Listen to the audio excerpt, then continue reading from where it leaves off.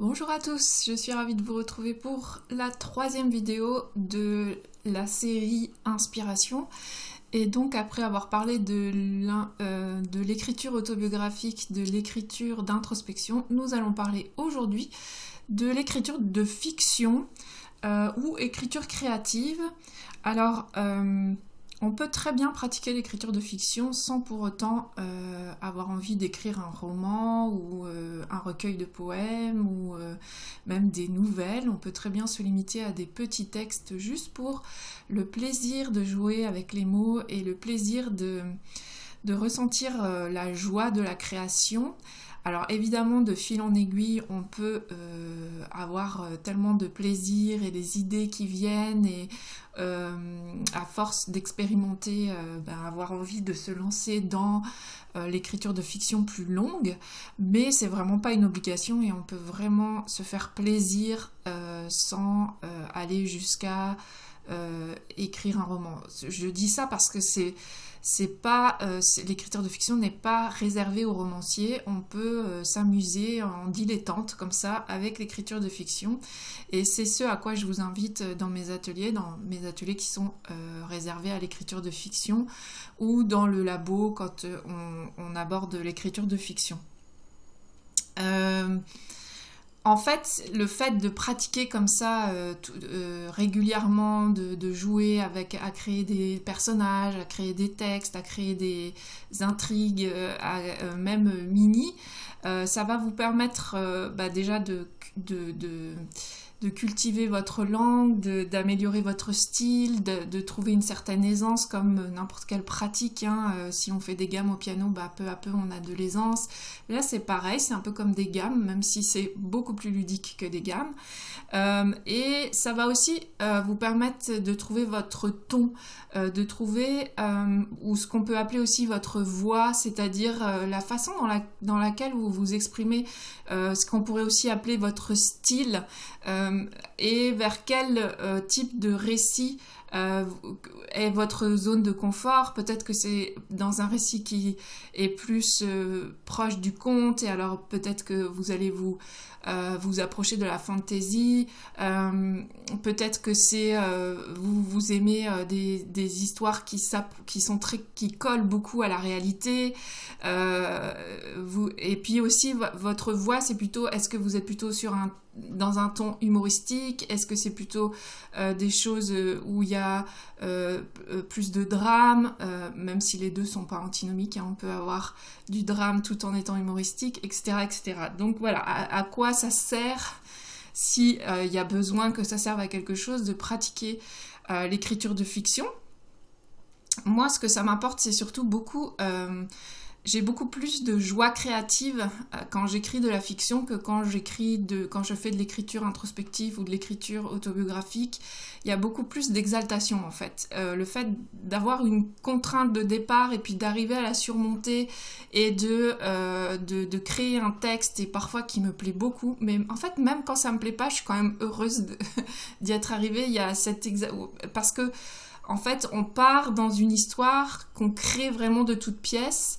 Alors parfois moi je reste quand même, l'écriture autobiographique reste mon domaine de prédilection, donc parfois il y a quand même des anecdotes personnelles qui s'insèrent dans mes récits de fiction, mais voilà, c'est vraiment très joyeux comme écriture, et du coup ça fait du bien aussi de ressentir cette joie et d'avoir du plaisir à écrire.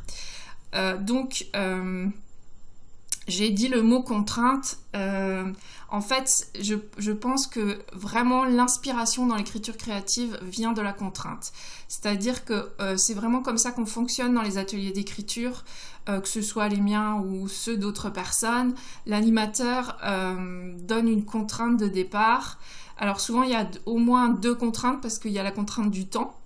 C'est-à-dire selon la durée de l'atelier, on a 20 minutes, une demi-heure, 1 heure, 2 heures pour écrire, mais c'est rare qu'on ait plus. Quand c'est un atelier qu'on vit comme ça en présentiel, ou même quand je fais des ateliers sur Zoom. Donc forcément, il y a déjà la contrainte de temps. Et ensuite, en général, il y a dans la consigne d'écriture une deuxième contrainte. Alors, il y a différents types de contraintes. Il y a des contraintes qui sont liées au sujet, c'est-à-dire une thématique, par exemple, une année, une phrase de départ qui va donner, forcément une orientation au sujet. Ça peut être ça, ça peut être le titre. On vous donne un titre et puis à partir de ça, vous devez écrire un texte. Mais tout ça, c'est en fait, voilà, ça détermine le sujet de votre, même si ça le détermine pas complètement, mais voilà, ça fige quelque chose et vous devez écrire autour de cette contrainte. Donc il y a les contraintes qui sont liées au sujet, au thème de l'histoire. Et puis après tout le reste, c'est vous qui le créez.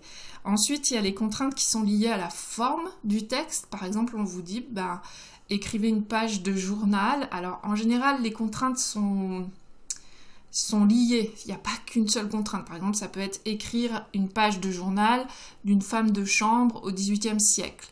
Ou, je sais pas, d'une femme de chambre sur le Titanic. Et puis, vous devez écrire quelques entrées de son journal. Ça peut être, donc là on a la forme journal, ça peut être d'écrire des lettres, ça peut être d'écrire un conte justement avec vraiment tous les ingrédients du conte, il était une fois, etc., etc. Ça peut être d'écrire juste une courte nouvelle ou vraiment un très court récit façon littérature contemporaine.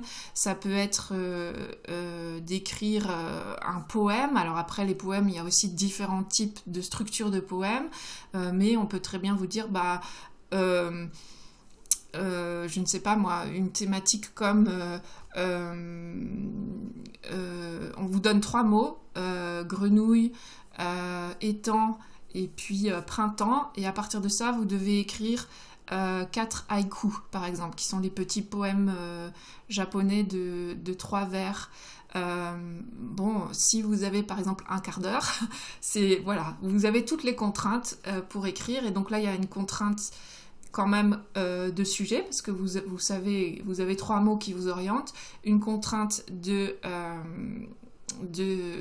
forme et une contrainte de temps. Mais après, là, par exemple, vous pouvez très bien faire ce sujet chez vous, la contrainte de temps peut s'enlever. Vous voyez qu'il y a vraiment plein de possibilités. Donc ça, c'était la contrainte de la forme du texte. On peut aussi vous dire, vous devez écrire tant de mots ou tant de lignes. En général, on parle en termes de mots, et ou au moins 1000 mots. Ce qui est déjà un assez grand texte. Donc voilà, ça c'est les contraintes de forme.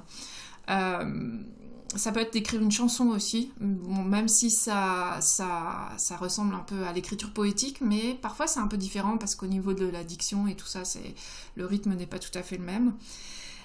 Et puis il y a des contraintes qui sont liées à la langue elle-même, c'est-à-dire que on va en général exclure par exemple, on peut exclure une lettre de l'alphabet et vous dire d'écrire simplement d'écrire un texte sans la lettre E, par exemple. C'est ce qu'avait fait Georges Perec dans son roman La Disparition, mais ça, on peut vraiment le faire. Je l'ai proposé déjà avec la lettre I dans certains de mes ateliers. Alors moi, ce que j'avais fait, c'est qu'il y avait une phrase de départ et la lettre I qu'on n'avait pas le droit d'employer. Ça guidait aussi un peu plus, il y avait un peu plus de contraintes. Mais vous voyez que la contrainte là, elle est vraiment en fait présente pour aider, pour guider, et c'est quelque chose qui facilite la créativité. Donc en fait, les contraintes liées à la langue, ça peut être par exemple de fabriquer des nouveaux mots, comme les mots valises, qu'on forme à partir de plusieurs mots, et à partir du mot qu'on a créé, on écrit un petit texte. Voilà, il y a vraiment ça, c'est les poètes surréalistes, et puis ensuite tout le mouvement de l'Oulipo, alors il y a vraiment des milliers d'exercices. Si vous tapez Oulipo dans votre moteur de recherche, vous allez trouver plein d'exercices de style en fait. et de quoi écrire de nombreux textes. Et alors ces contraintes liées à la langue, l'avantage qu'elles ont, c'est qu'elles vous sortent de votre vocabulaire habituel, de votre lexique habituel. Elle vous oblige à aller chercher d'autres mots, comme typiquement les contraintes liées où on enlève une lettre. Y a plein de mots que vous n'allez pas pouvoir, qui vous viennent naturellement, qui sont dans votre lexique, que vous n'allez pas pouvoir utiliser, et donc il va falloir aller en chercher d'autres. Et ça crée des textes qui sont vraiment intéressants parce qu'ils sortent de ce que vous avez l'habitude d'écrire. Et ça, c'est des contraintes qui vont permettre à votre style d'évoluer. Et c'est intéressant parfois de s'y coltiner, même si ça peut paraître intimidant ou technique. Mais une fois qu'on est lancé dedans, ça va. Donc voilà à peu près les 3 types de contraintes. C'est un peu, j'ai essayé de faire des catégories, mais souvent, voilà, tout se chevauche, enfin, c'est intriqué, et souvent, bien sûr, il y a plusieurs types de contraintes dans une consigne, donc c'est à vous de créer vos propres contraintes. Alors après, vous pouvez vous inspirer bien sûr de plein de choses. J'avais fait une vidéo, je vais vous mettre le lien dans la barre d'infos, où je vais vous donner 5 pistes d'écriture à partir d'un livre, c'est-à-dire vous piochez un roman dans votre bibliothèque et puis je vous avais donné 5 contraintes tirées du livre.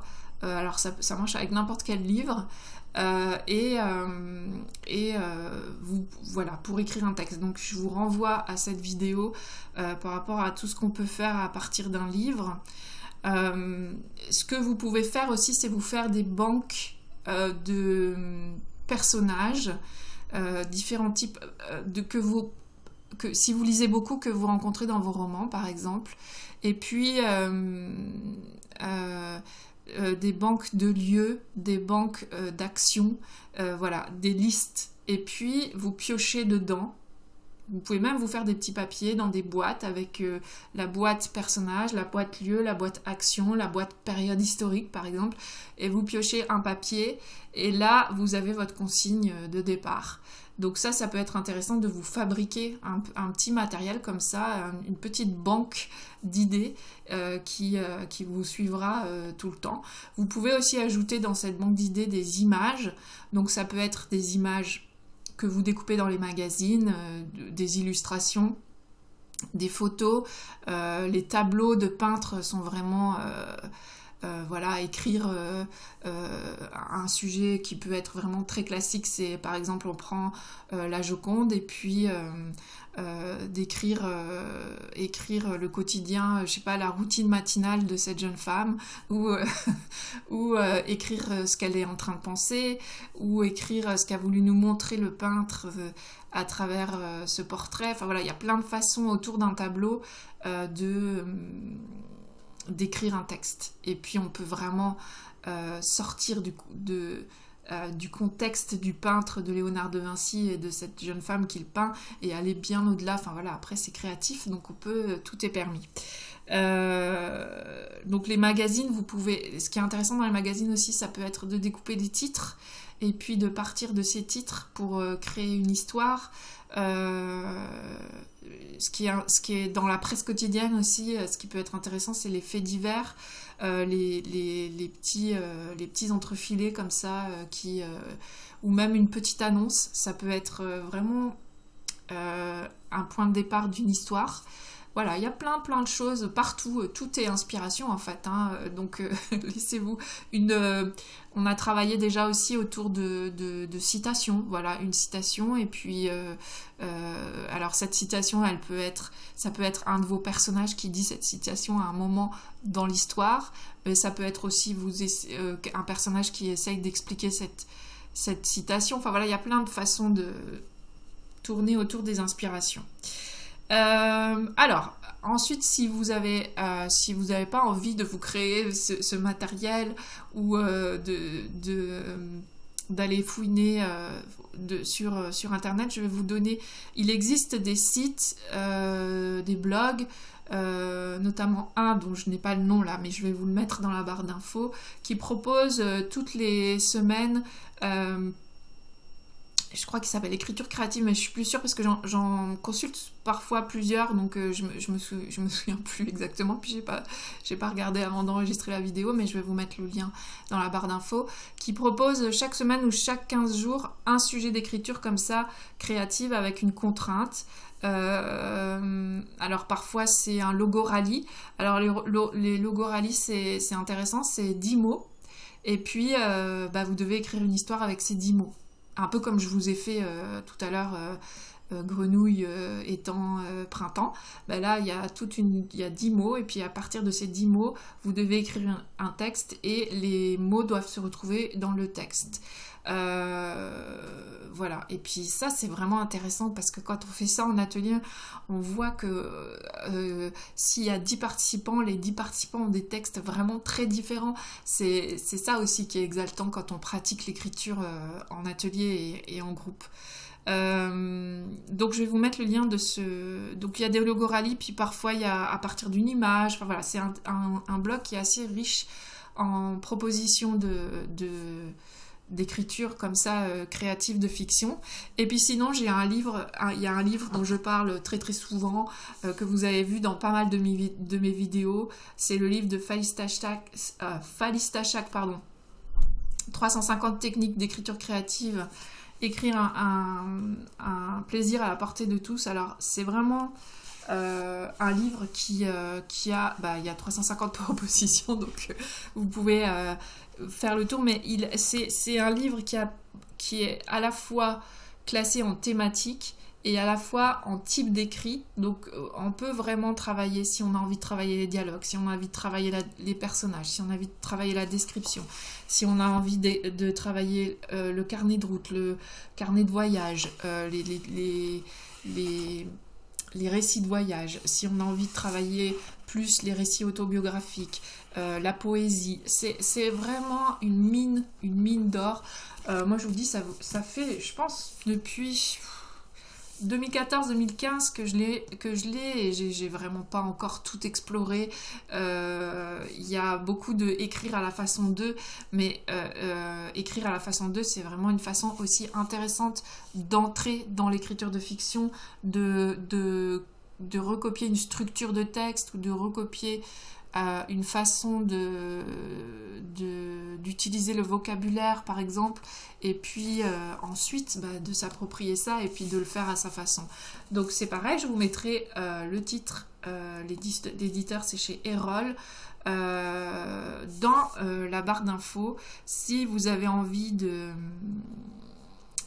d'explorer la langue française, d'explorer... Moi, ce que j'aime bien aussi dans ce bouquin, c'est qu'il y a vraiment beaucoup de références, il y a beaucoup d'extraits de textes, et parfois ça donne aussi envie d'aller lire les œuvres complètes, de ne pas s'arrêter aux extraits, et c'est vraiment un ouvrage très très riche pour une trentaine d'euros. Là, moi je l'avais acheté 29,40 €, mais je pense que c'est un petit peu augmenté maintenant, mais et puis vous pouvez peut-être aussi le trouver en médiathèque, parce que moi j'utilise beaucoup, j'ai très peu de livres en fait, j'utilise beaucoup ma médiathèque. Et